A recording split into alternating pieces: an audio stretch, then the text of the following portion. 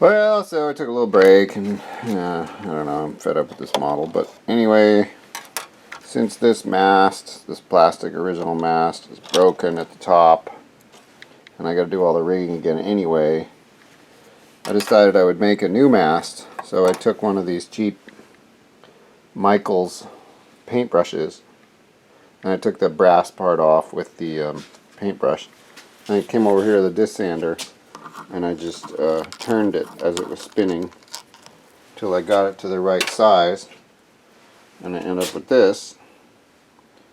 So this, painted brown, put in the hole there. I think we're going to have a new mast. You see? There really is no problem you can't solve with a little creativity.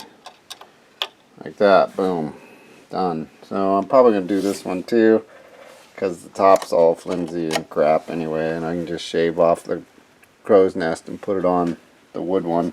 Same with this backing thing, whatever that is, put that on the wood one. So we'll go ahead and make another one. First thing to do is to take this off with a pair of pliers. Okay, so here's the second one, the one for the front of the ship. And just, you know, while it's spinning, you hold it and you turn it across the spinning thing. And yes, it's very dangerous, but you can actually put your finger on one side of it as you're rolling it to apply pressure.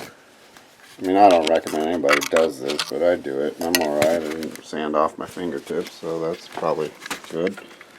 Anyway, so we'll break that thing out and jam this sucker in there and redo all the little threads. I was looking online, it looks like other people use monofilament. Maybe that's easier to work with super glue. Certainly would be finer scale. I don't know, any way you do it, it sucks. Because, I mean, you're dealing with tiny little knots and tiny little sticks, and you gotta put the glue and wait for the glue. Okay, I painted the masts, the new replacement masts, brown, just with some house paint, some brown trim paint that I had.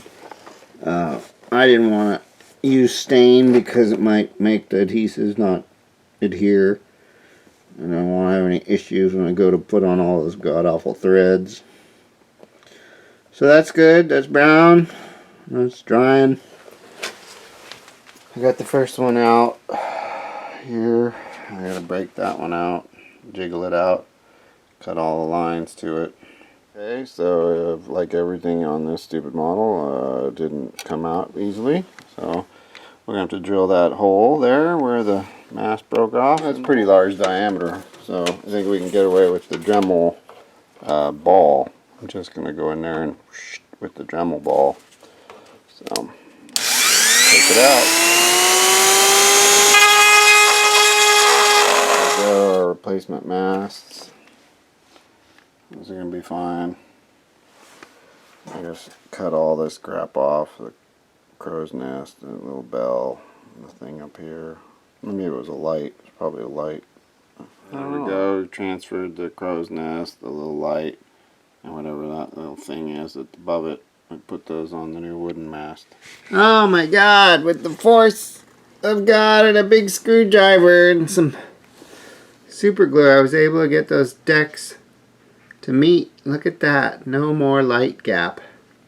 Pushed down on that middle deck onto the wall with super glue and a big screwdriver and just held it and held it and held it. And that's better. And then look at this.